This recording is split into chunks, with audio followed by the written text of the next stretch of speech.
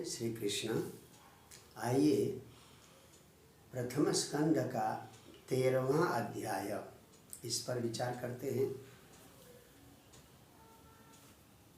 जब भगवान श्री कृष्ण पांडवों के दूत बन के कौरवों के पास आए थे और अंत में ये कहा था कि भाई 5 ग्राम दे दो और युद्ध को टालो, तो दुर्योधन ने कहा था सूच्यग्रम नहीं वदास्यामि, एक सुई की नोक के बराबर भी बिना युद्ध के मैं जमीन नहीं दूंगा। भगवान चले गए तो राजा धृतराष्ट्र ने सारे मंत्रियों को सबको बुलाया, दुर्योधन को भी बुलाया और विदुर को भी बुलाया। तो विदुर से परामर्श चाहा। विदुर महामंत्री थे। विदुर ने कहा कि आपका ये जो ज्येष्ठ पुत्र है ये कुल को नष्ट करने के लिए उतावला है, इसको घर से निकालिए नहीं तो कुरुकुल ध्वस्त हो जाएगा। हाँ, इसके कहे पर चलेंगे तो काम नहीं चलेगा। इस प्रकार से स्पष्ट कह दिया था विदुर ने। ये बात सुनते ही एकदम आग बबूला हो गया दुर्योधन और विदुर को कहा कि या तो इसको अभी यहाँ से निकल जाए नहीं तो मैं इसका गला काट दूंगा। अपने चाचा को इस प्रकार से दुर्वचन कहा। ये तृतीय स्कंद में बात आएगी बाद में।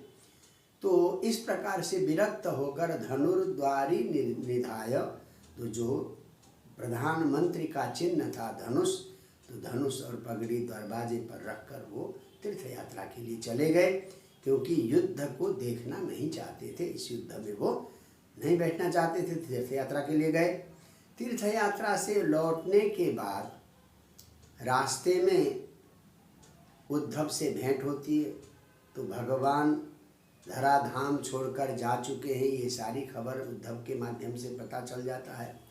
फिर जो भगवान ने जाते जाते उद्धव को ज्ञान का उपदेश दिया था एकादश स्कंद में, वो ज्ञान भगवान ने दिया है। ऐसी चर्चा होती है तो कहते हैं कि मुझे भी वो ज्ञान आप दे दो। तो कहा कि जी भगवान ने मैत्रेय से वो ज्ञान लेने के लिए कहा है। मैत्रेय के पास जाते हैं, मैत्रेय से सारा अपना प्रश्न वगैरह करने के बाद वो विदुर ये सोचते हैं कि मेरा बड़ा भाई जो पुत्र मोह में अंधा था, उस अंधे का भी उसका भी उद्धार करना अवश्य चाहिए। ये सोचकर वो युधिष्ठिर के पास आ जाते हैं, युधिष्ठिर की इसके राज्य में आ जाते हैं। आइए, ये भूमिका इसकी है। पहला श्लोक देखें आप जरा 13वें अध्याय का। विदुरस्तीर्थ यात्रायां मैत्रेयात् आत्मनो गतिं ज्ञात्वा हास्तिनपुरं तया वाप्त विवित्सितः। तो तीर्थ यात्रा करते करते करते करते जब मैत्रेय ऋषि से आत्मनः गतिम, भगवान श्री कृष्ण धराधाम को छोड़कर चले गए हैं, ये सारी बात जानने के बाद हस्तिनापुर में आ गए। हाँ, सुहृद दिदृक्षित अपने मित्रों से, अब भतीजों से और बड़े भाई से मिलने के लिए आ गए और सब से मिले और युधिष्ठिर बड़े प्रसन्न हो गए, क्योंकि हर संकट में विदुर जी ने ही पांडवों को बचाया था, चाहे लाक्षागृह हो चाहे जो हो। तो इस प्रकार से फिर युधिष्ठिर भाव विभोर होकर कहते विदुर जी से, बहुत बढ़िया, युधिष्ठिर भाव विभोर होकर कहते हैं, भवद विधा भागवता तीर्थभूता स्वयं विभो तीर्थी कुर्वन्ति तीर्थानि स्वांतस्थे न गदाभृता। हे चाचा जी, आप लोग तो स्वयं तीर्थ स्वरूप हैं। आप तीर्थ यात्रा के लिए गए, तीर्थ यात्रा से आप तीर्थों को पवित्र करते हैं। तो भगवद विधा भागवता, ये है 10वां श्लोक 13वें अध्याय का। भगवद विधा भागवता, आप जैसे भगवान के भक्त स्वयं तीर्थी भूता, आप स्वयं तीर्थ स्वरूप हैं। हाँ, तो आप लोग स्वयं तीर्थ स्वरूप हैं तो तीर्थ में क्यों जाते हैं? कहते हैं तीर्थानि तीर्थी कुर्वन्ति, आप तो तीर्थ को भी पवित्र बनाते हैं। तीर्थ हमें पवित्र बनाते हैं, पर आप जैसे भक्त, भगवान के भक्त को, भक्त तो तीर्थ को भी पवित्र बनाते हैं। बोले क्यों? स्वांतस्थे न गदावृता, आपके हृदय में निरंतर भगवान का निवास होता है। जहाँ भगवान रहते हैं वो तो सबको पवित्र बनाते हैं। तो इस प्रकार से विदुर जी के आने पर बड़े प्रसन्न हो गए और आराम से रहने लगे। विदुर जी भी वहाँ रहने लगे। विदुर के यहाँ आने का एक दूसरा उद्देश्य था कि जो आँखों से तो अंधे थे, परंतु इनके बड़े भाई विवेक से भी अंधे थे।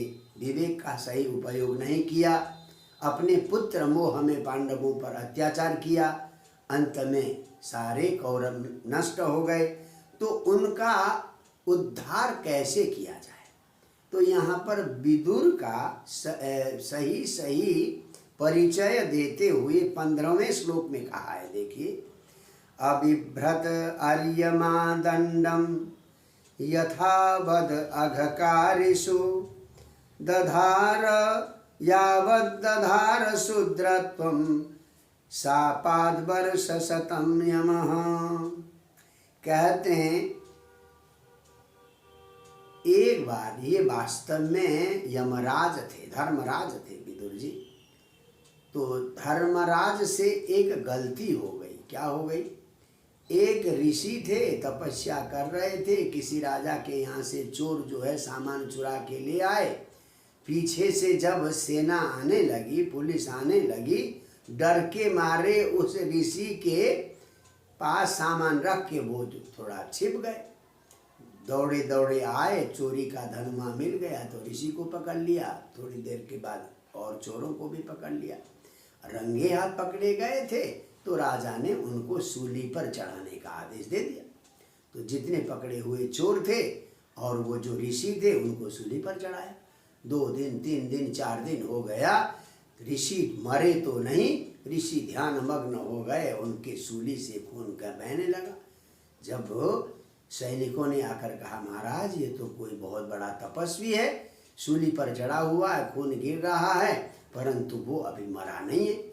तो दौड़े दौड़े राजा आ गए, क्षमा याचना की, सूली से उतारा। तो उन्होंने कहा, मैं तुम्हें क्या क्षमा करूँगा, तुम्हारा तो कोई दोष ही नहीं। तो सीधे चले जाते हैं वो धर्मराज के पास। धर्मराज के पास जाते हैं, धर्मराज से कहते हैं, मैंने भाई कौन सा अपराध किया था हैं जो तुमने मुझे 3-4 दिनों तक सूली पर चढ़ाया? क्योंकि दंड देना धर्मराज का काम है। तो उन्होंने कहा कि जी बचपन में आपने एक सांप को, जिंदे सांप को डंडे से उठाकर कांटे वाली झाड़ी में गिर दिया था, तो वो बेचारा 3 दिन तक तड़पता रहा, तो उसी का फल है। तो कहा कि जी बचपन का किया हुआ पाप वो नहीं लगता। जब तक विवेक पैदा नहीं होता, युवा नहीं होता, तब तक वो पाप लगता नहीं बच्चे को। तुमने ये गलत किया है, तुम्हें शूद्र होना पड़ेगा।